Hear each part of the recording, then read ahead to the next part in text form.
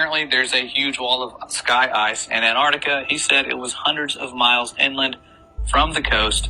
I never got to see it myself because I was only, and then I'm going to skip forward, stationed to McMurdo. I didn't get to go out on expeditions. He said it was the biggest natural structure in the world. Imagine that. He said that in the 1960s, the U.S. Army had a plan to bore a tunnel into the wall, but they didn't have a boring machine that could handle the super cold temperatures, so they had a whole testing project in Greenland where they developed ice tunnels and invented new boring machines that could operate in super cold temperatures. So this was back when they were going into forming NASA and all the other things that were kind of strange, the Antarctic Treaty, around that time, pretty close to it.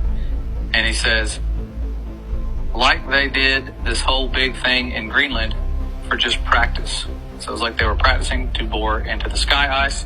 I'm not an expert on that, but that's just what he told me. Then, once they had the new boring machine figured out, they brought it to the ice wall, or to the wall in Antarctica. He said that the machine bored a tunnel, I don't remember exactly, it was like 5 or 10 miles into the wall, but that they never broke through the other side of the wall, and that they still don't know how thick the wall is even to this day. And I'm probably not remembering this part correctly, but I think he said that at first the floor of the tunnel was solid rock, but after a mile or two in, the floor was sky ice, like it was sky ice underneath after a certain point, or something like that. And apparently the wall slowly builds itself back up.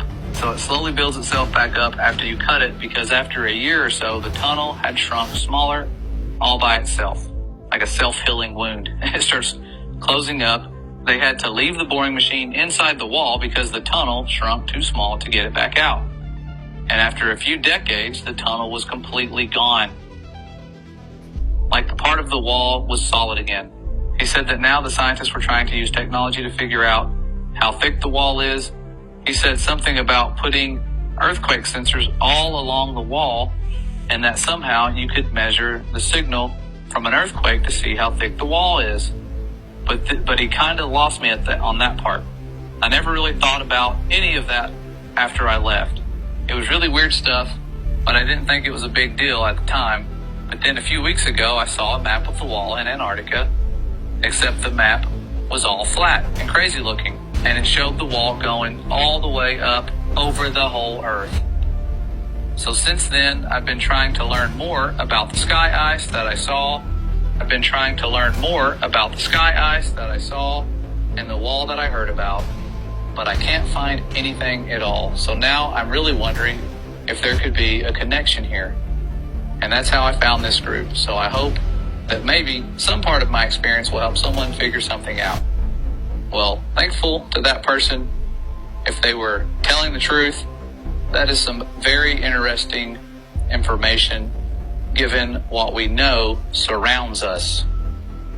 We know that the firmament's not just made out of ice. It's something special. That could just be something near the foundation to prevent you from going all the way to it. The Father's design is very complex, and he has foreknowledge. He knows what mankind's going to try to do.